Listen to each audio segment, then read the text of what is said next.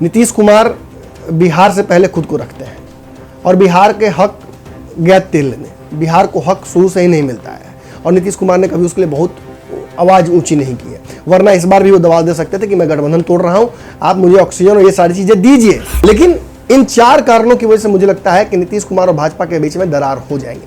3 कारण तो ऐसे हैं जो शुरू से ही रहे हैं, लेकिन एक ऐसा कारण अंतिम लेकर आया हूँ आज आपके लिए जिसको आप ना नहीं कह पाएंगे। मेरे पास कुछ ऐसी इन्फॉर्मेशंस आई हैं, जैसे कि पिछली बार मैंने आपको बताया था कि उपेंद्र कुशवाहा डेफिनेटली विलय करने जा रहे हैं और वो अंतिम दिन तक गाड़ी में बैठ के जाएंगे विलय करने, तो कहेंगे कि नहीं हमको नहीं ऐसा कुछ पता है, आप लोग का ये सियासी मनगढ़ंत कहानी है। और मांझी जी के इन हमलों के पीछे नीतीश कुमार का खड़ा रहना भाजपा को साफ दिख रहा है, जैसे कि नीतीश कुमार को दिख रहा था लोजपा के हमलों के पीछे भाजपा, जिसमें मैं कह रहा हूँ कि नीतीश जी खुद नहीं तोड़ेंगे गठबंधन। वो चाहते हैं कि भाजपा उबिया के तोड़ दे, लेकिन भाजपा भी कम घाघ नहीं है। भाजपा जानती है कि बिहार बड़ा मुश्किल से मिला है और अगर बिहार छोड़ देंगे तो आसपास के कई राज्य फिर छूट जाएंगे। ऐसे भी महाराष्ट्र गया हुआ है, दिल्ली मुंह चिढ़ा रहा है, कलकत्ता मुंह चिढ़ा रहा है। आप देख सकते हैं साउथ के कई जगहों पर उनकी कुर्सी हिली हुई है। खबर आ रही है कि पंजाब में भी डमाडोल है स्थिति, और अगले साल चुनाव है उनके यहाँ यूपी में, और वो भी परिस्थितियां लग रहा है कि निकल जाएंगे हाथ से। झारखंड छूटिए गया है, महाराष्ट्र छूटिए गया, तब समझ लीजिए भाजपा के लिए केवल केंद्र की एक गद्दी और आसपास सारे राज्यों में किसी और का साम्राज्य, ये बहुत भयानक स्थिति हो जाएगी भाजपा के लिए। तो भाजपा इससे भी डर रही है। नहीं, इतने देर इंतजार करने के बाद आपको मैं बता रहा हूँ ये खबर 100% गोल्ड है, और आपको जो बातें बताई जा रही हैं वो बिहार की मीडिया इंडस्ट्री में सबसे पहले मैं बता रहा हूँ। याद रखिएगा, नाम नमन मिश्रा ने बताया था। 3 दिन पहले आज से चिराग पासवान की मुलाकात जेपी नड्डा से हुई है, ये अंदरूनी सूत्र हमारे कंफर्म बता रहे हैं। 2 कुर्सी में से 1 कुर्सी चिराग पासवान को मिलना ऑलमोस्ट तय है। आप समझ लीजिए कि ये बातें बोलकर अंदरूनी कहीं ना कहीं किसी की राजनीतिक बलि भी चढ़ा रहा हूं मैं। और ऐसे में अगर नीतीश कुमार के सामने, नीतीश को मंत्रिमंडल मिले ना मिले, अगर लोजपा को मंत्रिमंडल मिल जाता है तो अगर नीतीश कुमार को आप जानते हैं तो इतना मान कर रखिए कि वो अंतिम दिन होगा।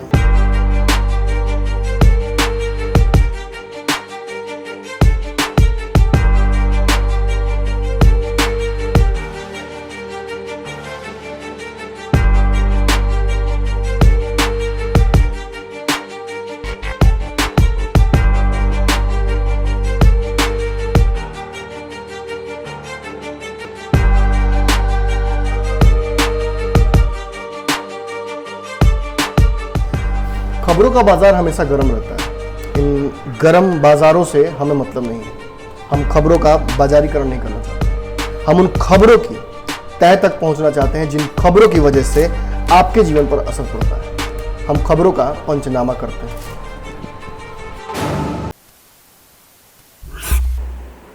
नमस्कार, भारत लाइव देख रहे हैं आप। भारत लाइव पर पंचनामा देख रहे हैं, वो शो जिसमें खबरों की चीड़फाड़ होती है। और शायद बिहार की जो मीडिया इंडस्ट्री है उसमें एक अकेला ऐसा शो बचा हुआ है जो सच और झूठ के बीच का जो पर्दा है, महीन सा पर्दा, उसको धीरे से हटा देता है। आज एक ऐसी खबर आप लोगों के बीच में लेकर आया हूँ जिस खबर को लेकर लगातार चर्चाएं अंदरूनी हो रही थी। कई लोग इस बारे में बहुत बोल्ड प्रेडिक्शंस कर चुके हैं, हमारे चैनल ने भी किया है। बाबा लगातार इस आयाम को एक्सप्लोर करते रहे हैं। अब मैं इस बिंदु पर आप लोगों के समक्ष आया हूँ। देखिए, नीतीश कुमार और भाजपा के बीच जो रिश्ते हैं 5 साल तक चलेंगे कि नहीं चलेंगे, इसको लेकर मेरे भी अपनी ओन रिजर्वेशंस हैं। मैं मानता हूँ कि ये रिश्ता लंबा नहीं चलने वाला है। मेरे पास अपने कई कारण हैं, मैं इन कारणों को आपको बताता भी आया हूँ।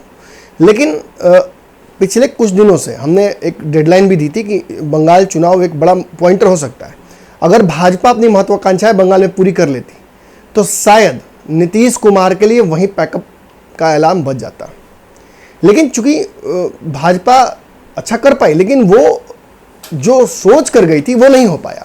इस वजह से भाजपा को थोड़ा रिजर्व रहना पड़ा।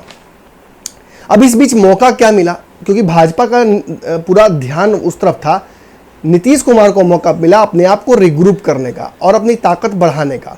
और नीतीश कुमार ने बिहार में अपनी ताकत को दुगुना कर लिया।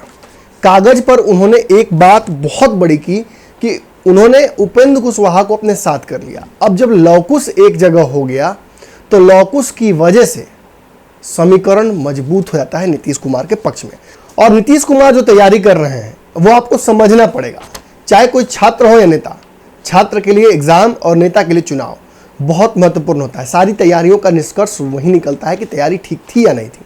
तो नीतीश कुमार का लौकुश भी वहीं पर जाकर टेस्ट होगा अल्टीमेटली। लेकिन भाजपा को अंदरूनी डर इसलिए लगना चाहिए क्योंकि नीतीश कुमार हर बार ऐसा कर लेते हैं, वो अपने आप को धीरे धीरे मजबूत कर लेते हैं। नीतीश कुमार डेफिनेटली कमजोर थे, लोजपा ने नीतीश कुमार को बहुत कमजोर कर दिया था और ये बात अपने मुंह से भी वो कह चुके हैं कि वो इतने कमजोर कभी महसूस नहीं करते थे। लेकिन नीतीश कुमार ने कुछ विधायकों को अपने पाले में करके, कांग्रेस में अच्छा खासा कमांड करके, लौकुश समीकरण को साध कर और अन्य कई पुराने समीकरणों को साध कर ये साबित कर दिया कि वो इस समर में कमजोर नहीं है जब तक चुनाव ना हो। और चुनाव के बाद जो समीकरण बनेंगे उन पर तो चर्चा होगी ही। तो आज आखिर जब एक तरफ लालू यादव का बड़ा कुनबा है जो बिहार में चाहता है कि वो आए, सत्ता में किसी तरह से शामिल हो, बहुत प्रयास कर रहे हैं। मांझी जी, मुकेश सहनी सभी तक मैसेज पहुंचाकर मांझी जी की बेचैनी जो है वो भी अपने आप में कहानी अलग कहती है। उन्हें मतलब उनकी बेचैनी से ये साफ समझ में आ रहा है कि मांझी जी को कुछ ऑफर मिला है, उन्हें कुछ बातें अंदरूनी लालू यादव राजद की तरफ से प्राप्त हुई हैं, जिसकी वजह से मांझी जी का जो है वो सियासी टेम्परेचर थोड़ा बढ़ा हुआ है। तो ऐसी स्थिति में एक बड़ा सवाल खड़ा होता है कि आखिर नीतीश और भाजपा के जो रिश्ते हैं वो कैसे खत्म हो सकते हैं, कैसे बिगड़ सकते हैं, ये संबंध विच्छेद होगा कैसे। 4 मुद्दे हैं, 4 कारणों से ये मेरे हिसाब से बिहार में जो रिश्ता है सब समाप्त हो सकता है। मैं इस बात का शर्त लगाने के लिए तैयार हूं कि मध्यावधि चुनाव बिहार में होंगे ही होंगे। मेरी जितनी राजनीतिक समझ है, हो सकता है मैं गलत हो जाऊं, कोई बड़ी बात नहीं है, लोग गलत होते हैं, भगवान भी गलत होते हैं, तो इंसान तो गलत होते हैं। लेकिन इन 4 कारणों की वजह से मुझे लगता है कि नीतीश कुमार और भाजपा के बीच में दरार हो जाएंगे। 3 कारण तो ऐसे हैं जो शुरू से ही रहे हैं, लेकिन एक ऐसा कारण अंतिम लेकर आया हूँ आज आपके लिए जिसको आप ना नहीं कह पाएंगे। मेरे पास कुछ ऐसी इन्फॉर्मेशन आई हैं, जैसे कि पिछली बार मैंने आपको बताया था कि उपेंद्र कुशवाहा डेफिनेटली विलय करने जा रहे हैं और वो अंतिम दिन तक गाड़ी में बैठ के जाएंगे विलय करने, तो कहेंगे कि नहीं हमको नहीं ऐसा कुछ पता है, आप लोग का ये सियासी मनगढ़ंत कहानी है। डीजीपी गुप्तेश्वर पांडे कहे थे कि हम चुनाव नहीं लड़ेंगे, और चुनाव लड़ने के लिए रंग भी बदल दिए थे, अंतिम में इस्तीफा देके क्या क्या किया था उन्होंने, सब आपको पता होगा। अब आपको बता रहे हैं वो सिलसिलेवार तरीके से कि कैसे बिहार में नीतीश और भाजपा के रिश्ते समाप्त होंगे। मैंने आपको कल पंचनामा के दौरान एक बात कही थी, जो रेगुलर व्यूअर हैं उनको पता होगा कि नीतीश कुमार खुद नहीं तोड़ेंगे ये इस गठबंधन। वो चाहते हैं कि इसका जिम्मेवारी भाजपा उठाए। भाजपा तोड़ेगी तो वो इमोशनल पॉइंट खेल सकते हैं, खुद तोड़ेंगे तो कहा जाएगा कि ये तो आदत है इनकी, ये इसी तरह से धोखा देते हैं, लोजपा को देते आए हैं, बाद में फिर इन्होंने दिया था रामविलास को तो दब्बे किए थे, फिर इन्होंने कहीं ना कहीं दे दिया था लालू यादव को, फिर भाजपा को दिया था, आज भाजपा के साथ है, फिर भाजपा को भी दे देंगे, कोई बड़ी बात नहीं है। तो ये चाहते नहीं है कि नीतीश कुमार के साथ हो। इमोशनल पॉइंट की वजह से नीतीश कुमार को शुरू से फायदा होता रहा है और अपने चेहरे पर वो वोट भी लेते रहे, इस बार नहीं मिला है। तो क्या वो 4 कारण हैं, शुरुआत कर देते हैं बहुत तेजी से और आपको बताते हैं। देखिए, केंद्र की मदद, डबल इंजन का वादा चुनाव में हुआ था, लेकिन डबल इंजन बिहार को मिला नहीं। बिहार को सबसे पूछिए तो एक इंजन भी नहीं है, बैलगाड़ी दी गई है और उस बैलगाड़ी पर बिठा दिया गया है नीतीश कुमार को, वो भी आगे नहीं पीछे, और पीछे बिठाकर कहा जा रहा है कि बिना देखले चलाइए। तो नीतीश कुमार के लिए कहीं ना कहीं जो बिहार सरकार को चला पाना आज नीतीश कुमार की इच्छा शक्ति ही है, या मौका भी बोल सकते हैं आपकी, परिस्थितियों के सीएम कहे जा रहे हैं। आज टूना पांडे ने परिस्थितियों का सीएम कह दिया है, तो हो सकता है नीतीश कुमार की ऐसी राजनीतिक मजबूरियां हैं जिसकी वजह से वो जानते हैं कि अगर अभी सत्ता छोड़ देंगे या किसी और को मौका दे देंगे तो आने वाले समय में घाटा हो सकता है, फिर ये सत्ता वहाँ वापस न मिले। वरना जिस तरीके से ऑक्सीजन को लेके, कोरोना के टेस्टिंग को लेकर, वैक्सीन को लेकर आपको याद है दबाव बनाया गया है बिहार सरकार पर कि वो खुद पैसा दे, जबकि इस वैक्सीन को एनडीए के ही रैली में मुफ्त में देने की बात की गई थी जनता तक। लेकिन अब बिहार सरकार को ये वहन करना पड़ रहा है, उस बिहार सरकार को जो अपना जो खर्च है वो भी निकाल नहीं पाती है टैक्स से। बिहार एक ऐसा राज्य है जो एक तरफ शराबबंदी करके अपने पैर पर कुल्हाड़ी मारता है, दूसरी तरफ कई ऐसी स्कीम्स चल रही हैं जिनका जमीन तक कोई पहुंच नहीं है और बीच बीच में ही खा जाते हैं उसके सरकारी बाबू लोग, और उसका भी वहन कर रही है खर्च। और बिहार आत्मनिर्भर नहीं है और हमें डबल इंजन देने का बात किया गया और बैलगाड़ी दे दिया गया। और इस टेस्टिंग में कोरोना के दौरान बाढ़ हो जाती है, सुखाड़ होता है, हम लगातार अनुनय विनय करते रहते हैं, लेकिन इस बार तो नीतीश कुमार ने मांगा तक नहीं। उन्हें पता था कि मांग कर छोटा होने से अच्छा है चुप रह जाना। और भाजपा के लोगों ने कमी नहीं की, भाजपा के लोगों ने खूब इसमें हंसी उड़ाई नीतीश कुमार की, एक से एक सजेशन दे रहे थे लोग। लेकिन ये तय है कि नीतीश कुमार और भाजपा के बीच रिश्ते बिहार के हक के लिए टूट सकते हैं। लेकिन जहाँ तक मैं जानता हूँ, मेरी जो समझ है, नीतीश कुमार बिहार से पहले खुद को रखते हैं और बिहार के हक गैत तेल लेने, बिहार को हक शुरू से ही नहीं मिलता है और नीतीश कुमार ने कभी उसके लिए बहुत आवाज़ ऊंची नहीं की है। वरना इस बार भी वो दबाव दे सकते थे कि मैं गठबंधन तोड़ रहा हूं, आप मुझे ऑक्सीजन और ये सारी चीज़ें दीजिए। आपको याद हो कैसे केजरीवाल लड़ रहे थे, आपको याद होगा कैसे हमारे बगल में झारखंड में शिबू सोरेन के पुत्र जो बिहार के, जो झारखंड के वहाँ मुख्यमंत्री हैं, वो लड़ रहे थे। और इस वजह से हमें लगता है कि बिहार में नीतीश कुमार ये पहला जो ऑप्शन है इसको नहीं चुनेंगे। दूसरा एक बड़ा कारण हो सकता है मांझी और कुशवाहा का बयानबाजी। मांझी ने लगातार भाजपा पर हमला किया है, आप सिलसिलेवार तरीके से देख सकते हैं। भाजपा को हर बार उन्होंने आंख दिखाई है, जो भी कारण रहा हो। भाजपा कोई भी डिसीजन लेती है वहाँ पहुँच जाते हैं जीतन राम मांझी और ट्विटर के माध्यम से उन पर आरोप लगा देते हैं। यहाँ तक कि वैक्सीनेशन वाली सर्टिफिकेट पर जब तस्वीर लगी हुई थी मोदी जी की, वो चुप रह सकते थे, गठबंधन धर्म था, मटिया सकते थे, लेकिन वो मटियाए नहीं। उन्होंने साफ कह दिया कि इसमें नीतीश कुमार की भी तस्वीर होनी चाहिए या राष्ट्रपति की होनी चाहिए, प्रधानमंत्री की जरूरत तो नहीं बनती है, और अगर लगा ही दिए हैं तो इनको डेथ सर्टिफिकेट पर भी अपना फोटो लगाना चाहिए। कंट्रोवर्सी आपको याद होगा, ऐसा विपक्ष के लोग भी हम नहीं मांग किए थे, और ऐसी मांग की वजह से मांझी जी कहीं ना कहीं सियासत में बिहार के ट्रेंड करने लगते हैं और मीटिंग्स लगातार कर रहे हैं, प्रेशर बनाए हुए हैं लगातार। जो कहा जा सकता है भाजपा पर हमलावर है उनके प्रवक्ता दानिश रिजवान। शायद विपक्ष में भी मुझे लगता है इतने कोई हमलावर प्रवक्ता नहीं है जितना कि दानिश रिजवान अकेले भाजपा को रेल दे रहे हैं। ऐसी स्थिति में कहीं ना कहीं मांझी के दबाव में ही, क्योंकि भाजपा को अच्छे से पता है कि मांझी जी ही जो कर रहे हैं वो उनके पीछे कहीं ना कहीं नीतीश कुमार हैं, और मांझी जी के इन हमलों के पीछे नीतीश कुमार का खड़ा रहना भाजपा को साफ दिख रहा है, जैसे कि नीतीश कुमार को दिख रहा था लोजपा के हमलों के पीछे भाजपा। एक और बात है, कुशवाहा ने जिस तरीके से बंगाल चुनाव के दौरान खुशी मनाई हार पर भाजपा की, और संजय जायसवाल को जिस तरह से रखेद रहे हैं, उस दिन से आज तक वो रखेदते आ रहे हैं।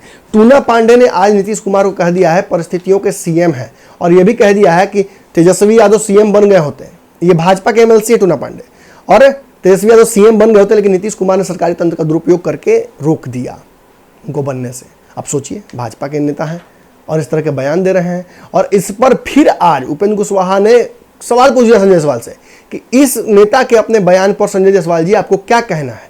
तो संजय जायसवाल ने अब तक चुप्पी नहीं तोड़ी है, जैसे ही कुछ बोलेंगे हम जरूर अब तक लेके आएंगे। लेकिन एक बात समझ लीजिए, उपेंद्र कुशवाहा और मांझी जिस तरीके से दबाव बना रहे हैं, ये उस मेरी बात को फिर से पुख्ता करता है जिसमें मैं कह रहा हूं कि नीतीश जी खुद नहीं तोड़ेंगे गठबंधन। वो चाहते हैं कि भाजपा उबिया के तोड़ दे, लेकिन भाजपा भी कम घाघ नहीं है। भाजपा जानती है कि बिहार बड़ा मुश्किल से मिला है, और अगर बिहार छोड़ देंगे तो आसपास के कई राज्य फिर छूट जाएंगे। ऐसे भी महाराष्ट्र गया हुआ है, दिल्ली मुंह चिढ़ा रहा है, कलकत्ता मुंह चिढ़ा रहा है। आप देख सकते हैं साउथ के कई जगहों पर उनकी कुर्सी हिली हुई है। खबर आ रही है कि पंजाब में भी डवाडोल है स्थिति, और अगले साल चुनाव है उनके यहाँ यूपी में, और वो भी परिस्थितियां लग रहा है कि निकल जाएंगे हाथ से। झारखंड छूटिए गया है, महाराष्ट्र छूटिए गया। तब समझ लीजिए भाजपा के लिए केवल केंद्र की एक गद्दी और आसपास सारे राज्यों में किसी और का साम्राज्य, ये बहुत भयानक स्थिति हो जाएगी भाजपा के लिए। तो भाजपा इससे भी डर रही है, इसलिए भाजपा नहीं तोड़ रही। तो ये जो दूसरा कारण है, मांझी के लाख मैंने इतना सुनने के बावजूद भी भाजपा चुप है, इसका कारण यह है कि भाजपा ये दूसरा जो पॉइंट है इस पर गठबंधन नहीं तोड़ेगी, नीतीश कुमार को वो ब्राउनी पॉइंट्स नहीं देगी। तीसरा बड़ा कारण क्या हो सकता है? देखिए, कारण तीसरा तो बहुत पुख्ता है और बहुत समय से है। आपको याद होगा नीतीश कुमार ने बिहार में दलित और महादलित में एक डिवाइड क्रिएट किया था। जो जानकार है वो समझ गए होंगे मैं कहाँ जा रहा हूँ। उसकी वजह से हुआ था क्या कि रामविलास पासवान की राजनीतिक जमीन खिसकी थी, और उन्होंने रामविलास पासवान के ही वोट बैंक पर सबसे पहले हमला किया। तो वो जानते थे कि लालू यादव के वोट बैंक को हिला नहीं सकते हैं, यादव कुछ भी हो जाए हिलेगा नहीं, और मुसलमानों को अपने पाले में करने के लिए तो वो लगातार लगे होते हैं। लेकिन महादलित और दलित में चूंकि अपना वोट बैंक उनका बड़ा नहीं है, आज वो लौकुश कर रहे हैं, लेकिन एक जमाना था कि लौकुश रैलियों में जाने से नीतीश कुमार हड़कते थे, जाते नहीं थे।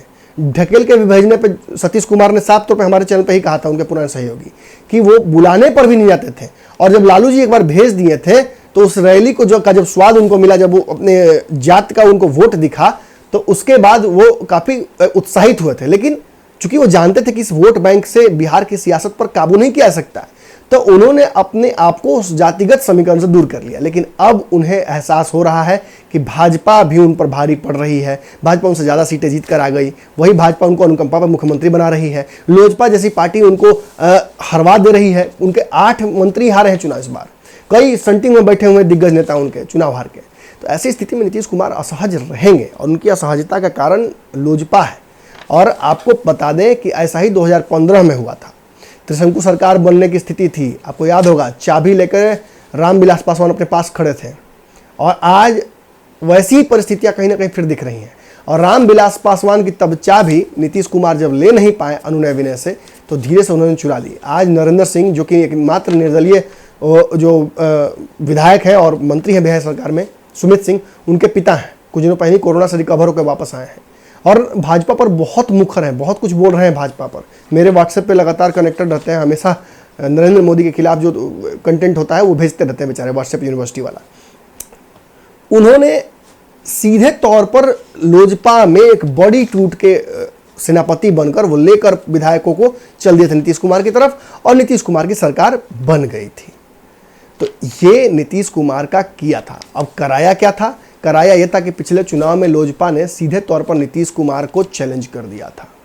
समीकरण सीटों का आप समझ सकते हैं, लोजपा के बिहार में लोजपा कमजोर नहीं है, कागज पर आप लोजपा को कमजोर बता सकते हैं। एकमात्र विधायक था, नीतीश कुमार तोड़ के लेके चले गए, बदला अपना खूब ले रहे हैं, उनकी पार्टी में लगातार तोड़ करवा रहे हैं। केशव सिंह उनकी पार्टी के एक मजबूत स्तंभ हुआ करते थे, उनको तोड़ कर लेके चले गए, और केशव सिंह रोज धमकी देते हैं कि आज इसको तोड़ लेंगे, कल उसको तोड़ लेंगे। लेकिन फिर भी लोजपा बिहार में खड़ी है। लगातार हम प्रवक्ताओं का आपको इंटरव्यू दिखाते हैं। ये पार्टी नीतीश कुमार के खिलाफ सिंगल पॉइंट एजेंडा पर काम कर रही है। बिहार के लिए विजन डॉक्यूमेंट बनाया था चिराग पासवान ने, उसको वो इम्प्लीमेंट नहीं करा पाए क्योंकि वो उस स्थिति में नहीं उनकी पार्टी पहुंच पाई। लेकिन चुनाव में एक बड़ा एजेंडा जो लेकर उतरे थे कि नीतीश कुमार को कमजोर करना है, हर सीट पर नीतीश कुमार यहाँ चुनाव लेवल लड़े, एवरेज 18,000 के आसपास वोट उन्होंने काटा है। नीतीश कुमार जानते हैं कि लोजपा के पीछे कहीं ना कहीं भाजपा थी। और अब मैं आपको एक बड़ी बात बताने जा रहा हूँ। बड़ी बात यह है कि पिछली बार के चुनाव में चिराग पासवान ऐसे ही नहीं गुस्साए थे।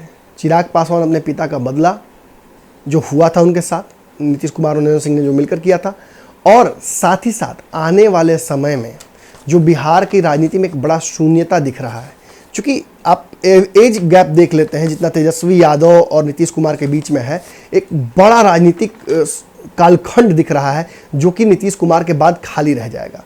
उसमें अगर वो एक्टिव रहते हैं, अगर वो जनता के बीच अपनी एक संघर्ष और कहीं आंदोलन करके स्थान बनाते हैं, तो वो स्थान उनको भी मिल सकता है। अब आपको बताते हैं असली मुद्दा। 3 दिन पहले, ये एक्सक्लूसिव खबर है भारत लाइव की, इतने देर इंतजार करने के बाद आपको मैं बता रहा हूँ, ये खबर 100% गोल्ड है। और आपको जो बातें बताई जा रही हैं वो बिहार की मीडिया इंडस्ट्री में सबसे पहले मैं बता रहा हूँ, याद रखिएगा। नाम नमन मिश्रा ने बताया था। 3 दिन पहले आज से चिराग पासवान की मुलाकात जेपी नड्डा से हुई है, ये अंदरूनी सूत्र हमारे कंफर्म बता रहे हैं। अब मुलाकात क्यों हुई है? क्योंकि मोदी मंत्रिमंडल के विस्तार की बातें लगातार कई दिनों से रुकी हुई हैं कोरोना की वजह से। मोदी मंत्रिमंडल विस्तार लगभग तय है, नाम लगभग फाइनल किए जा चुके हैं। ऐसी स्थिति में आप बिहार में उन नेताओं को, खासतौर पर देखिए रूढ़ी जी को, रामकृपाल जी को, जिनका पिछली बार मंत्रिमंडल से पत्ता कट गया था, उनकी बेचैनी बढ़ी हुई देखिए आप। ये भी एक इशारा है। और ऐसी परिस्थितियों में खबर ये आ रही है कि 2 में से 1 मंत्रालय तय हो गया है चिराग पासवान के लिए।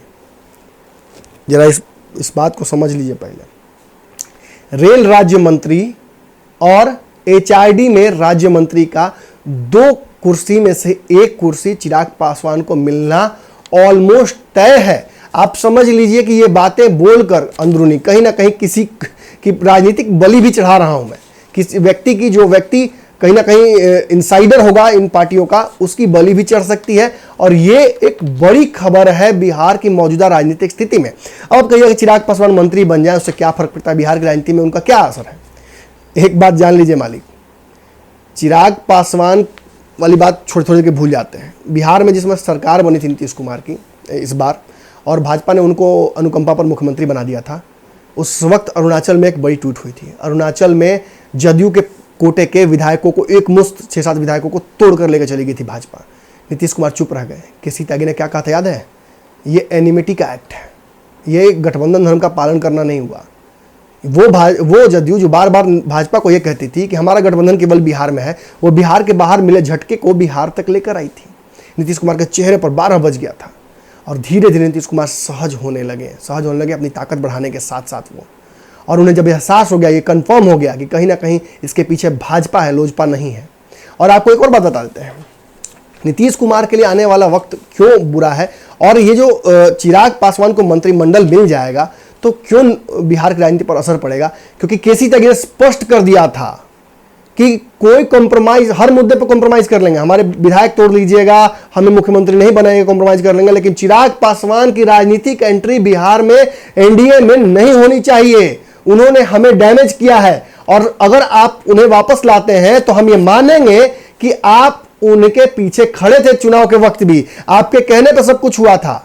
आपको एक बात और बता दें, चिराग पासवान भी कोई अकेले वहां नहीं थे खड़े। चिराग पासवान के पीछे भी प्रशांत किशोर खड़े थे और प्रशांत किशोर चिराग पासवान मिलकर बिहार में जिस तरह से पिछली बार रणनीति लगाने अंदर ही अंदर प्रयास उन्होंने किया था, उसमें लगभग सफल हो गए थे। चूंकि कहीं ना कहीं जो राजद है उसकी सीटें बढ़ गई, इस वजह से बड़ा गेम नहीं हो पाया और लोजपा वो सीटें नहीं जीत पाई जिन सीटों पर वो गई थी लड़ने के लिए। लेकिन उसने नीतीश कुमार को कमजोर करके कहीं ना कहीं भाजपा को अपर एज दे दिया और प्रधानमंत्री नरेंद्र मोदी के हृदय में चिराग पासवान के लिए एक विशेष स्थान है। ये आपको बताने की आवश्यकता नहीं है। संसद में भी कई बार वो बोल चुके हैं कि चिराग पासवान सबसे वेल ड्रेस्ड और अपने आप को ग्रेविटी के साथ कैरी करने वाले सांसद दिखते हैं, उनसे बहुत प्रभावित भी रहते हैं। दोनों की तस्वीरें कई वायरल हुई थी और ऐसी स्थिति में जब लगातार चुनाव के दौरान भी घूम घूम कर ये बात वो कह रहे थे कि मेरे गार्जियन भले ही रामविलास पासवान नहीं है, लेकिन कहीं ना कहीं नरेंद्र मोदी जी में ही मेरी आस्था है, वही मेरे गार्जियन है, उन्हीं का मैं हनुमान हूँ। तो ये सारी राजनीतिक जो भावनात्मक बातें वो करते हैं, इसका भी कहीं ना कहीं प्रधानमंत्री को जो कर्ज है वो चुकाना पड़ेगा और इसका राजनीतिक फायदा उन्हें मिल सकता है। देखिए, आप कहिए कि इमोशनल होकर राजनीति में कोई डिसीजन नहीं लिया जाता है। चिराग पासवान 8% वोट बैंक के बिहार में मालिक हैं और पिछले चुनाव में साबित कर चुके हैं और उन्हें मंत्री बनाकर उस 8% वोट बैंक पर भाजपा अपनी नजर सीधे तौर पर गड़ा रही है। जब नीतीश कुमार 4%, 5% वोट जोड़ सकते हैं और आप देख लीजिए कि कहीं ना कहीं राजद के वोट बैंक में सेंधमारी हो गई है। सिवान के माध्यम से अल्पसंख्यकों पर हमला किया गया, ओवैसी के माध्यम से अल्पसंख्यकों पर हमला किया गया, भाजपा के में कहीं ना कहीं यादवों को आगे करके नित्यानंद और भूपेंद्र को यादवों को हमला किया गया। तो ऐसी स्थिति में भाजपा बिहार में लौकुश का भी काट खोजेगी। लौकुश जोड़ने पर बिहार में 14% का 12-13% के आसपास होता है और वो जाति के लोग कहते हैं 14% तक होता है। बहुत सारी जातियां आसपास है, उन्हें जोड़कर वो कहते हैं कि 14% के आसपास होता है। लेकिन 8% तो एक मुश्त चिराग पासवान का वोट बैंक है बिहार में और अगर वो आसपास के और दलितों को जोड़ लेते हैं तो ये आंकड़ा बढ़ जाता है। चिराग पासवान ने सवर्णों को अपनी पार्टी की कमान दे दी है। एक तरफ पार्टी को समावेश की तरफ लेकर जा रहे हैं, कई लोगों को जोड़ना चाहते हैं। उनके प्रवक्ताओं का सीधा एजेंडा आप देख सकते हैं कि नीतीश कुमार को एकदम काउंटर करने का है और ऐसे में अगर नीतीश कुमार के सामने नीतीश को मंत्रिमंडल मिले ना मिले, अगर लोजपा को मंत्रिमंडल मिल जाता है तो अगर नीतीश कुमार को आप जानते हैं तो इतना मान कर रखिए कि वो अंतिम दिन होगा। नीतीश कुमार के बयान आने शुरू हो जाएंगे उसी दिन। देखिए, उस दिन सब कुछ तय हो जाएगा, उस दिन स्पष्ट हो जाएगा। जिस दिन चिराग पासवान ओथ लेंगे, ये तय हो जाएगा नीतीश कुमार के बयानों से। अगर नीतीश कुमार खुद आकर सामने कुछ बोलते हैं तो मतलब मान लीजिए कि कहानी खत्म। और अगर केसी त्यागी को सामने भेजते हैं तो मान लीजिए कि कुछ दिनों का समय जरूर लेंगे, क्योंकि कोरोना काल चल रहा है और चुनाव में अगर बिहार को बार बार ढकेलेंगे तो जनता का भी मोह भंग होता है। नीतीश डेफिनेटली चाहते हैं कि चुनाव हो, लेकिन वो चाहते हैं कि तब हो जब जनता थोड़ी सैचुरेट हो जाए इस कोरोना की महामारी के दौरान। ऐसी स्थिति में अगर भाजपा दाव खेल जाती, भाजपा जो कि लगभग तय है, जेपी नड्डा से मैं तो बता रहा हूँ आपको कि लगभग बातें सारी हो चुकी हैं, मंत्रालय भी लगभग लगता है इन दोनों में से एक ही होगा। और ऐसी स्थिति में बिहार में एनडीए का टूटना लगभग तय है, यानी चिराग बहाना है, नीतीश पर निशाना है। ये तीसरा और बड़ा महत्वपूर्ण कारण है जिसकी वजह से बिहार में एनडीए टूट सकता है। 3 हमने बड़े कारण आपको बताए। आपको आज का पंचनामा कैसा लगा जरूर बताइएगा। इन पंचनामा की श्रृंखलाओं के माध्यम से आपका हमारा संवाद जो है वो लगातार चलता रहे, मैं उम्मीद यही करता हूँ। पंचनामा मैं फिर वही कहूँगा कि 10,000 20,000 लाइक वाला शो नहीं है। आपने मेरी प्रतिष्ठा रखी, पिछले दोनों पंचनामा के जो एपिसोड्स हैं वो लाख के ऊपर हैं। इस बार भी उम्मीद करता हूँ कि इस एपिसोड को शेयर करके आप मेरी प्रतिष्ठा भी बचाइएगा और इस चैनल की प्रतिष्ठा बचाइएगा। धन्यवाद। अगर ये वीडियो पसंद आई और वह बिहार के राजनीति और बिहारियत से सरोकार रखेनी तो सब्सक्राइब बटन दबा के चैनल के सब्सक्राइब कर ली। ओजे एगो घंटी बा, ओकरा बटन दबा देला से कुल सटीक और मारक खबर रुआ मुफ्त में मिल जाई। अगर रुआ पत्रकारिता के हमनी के नया प्रयोग में सहयोग कर चाहतानी तो ज्वाइन बटन दबा दी। पेटीएम नंबर नोट कर ली 9386816700। धन्यवाद।